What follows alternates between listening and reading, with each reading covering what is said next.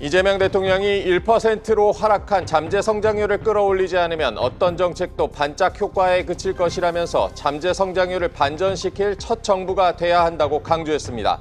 AI와 초혁신 산업을 앞세워 지속적으로 하락하고 있는 잠재 성장률을 다시 3% 수준까지 끌어올리겠다는 구상을 밝혔습니다. 신기술, 혁신 지원, 규제 개혁, 산업 재편, 인재 양성을 포괄하는 범정부 종합대책을 예고했습니다. 자세한 내용 대통령실 취재기자 연결해 알아보겠습니다. 유호성 기자, 이 대통령이 잠재 성장률 회복을 언급을 했습니다. 네, OECD는 최근 보고서에서 올해 한국의 잠재 성장률을 1.9%로 전망했습니다.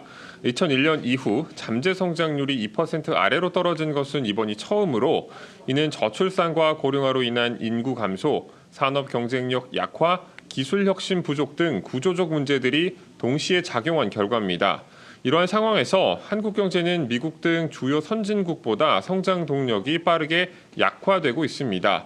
이재명 대통령은 오늘 국무회의에서 정부가 바뀔 때마다 잠재 성장률이 꾸준히 하락해왔다며 우리 정부는 이러한 하락 흐름을 반전시키는 첫 정부가 되어야 한다고 강조했습니다. 발언 들어보시죠. 1%대까지 추락한 잠재 성장률을 다시 끌어올리지 않으면 어떤 정책도 결국은 반짝 효과에 그칠 것이 분명합니다.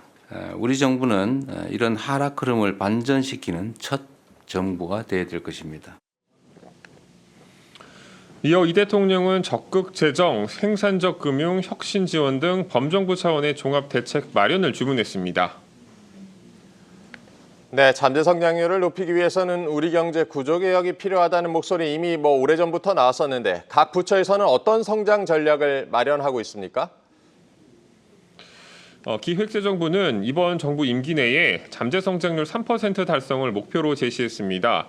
이를 위해 단기적으로는 적극적인 재정 정책으로 경기 회복세를 확장하고 중장기적으로는 성장 잠재력 확보에 집중하겠다는 전략입니다. 실제로 이 내년 예산안은 올해보다 8.1% 증가한 728조 원으로 편성됐습니다. 구윤철 경제부총리는 예산의 대부분을 AI와 성장 잠재력 확충, 그리고 인구 위기 등 구조적 과제 대응에 투입해 경제 체질을 강화하겠다고 밝혔습니다. 아울러 수출 시장 다변화에 대한 필요성도 언급됐습니다. 미국의 고율 관세 등 기존 통상 질서 변화에 대응하기 위해 미국과 중국 중심에서 벗어난 신남방 2.0 전략으로 아세안 등 신흥 시장을 적극 공략하겠다는 방침인데요.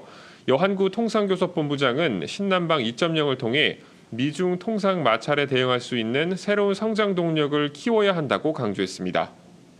네, 잠재 성장률 반전 중요하겠고요. 오늘 국무회의에서는 관리감독 사각지대에 놓인 새마을금고의 부실대출 문제도 지적이 됐다고요?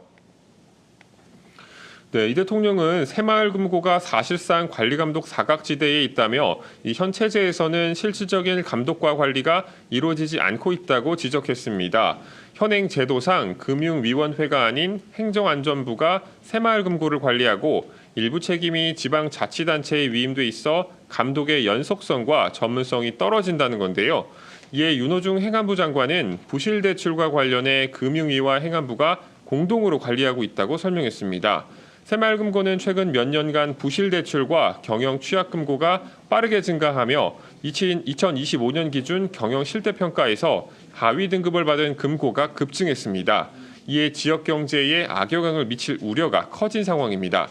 이 대통령은 관리감독 강화를 통해 지역경제에 실제 도움이 되는 방향으로 운영되어야 하며 말로만 그쳐서는 안 된다고 강조했습니다. 지금까지 용산 대통령실에서 한국경제TV 유호성입니다.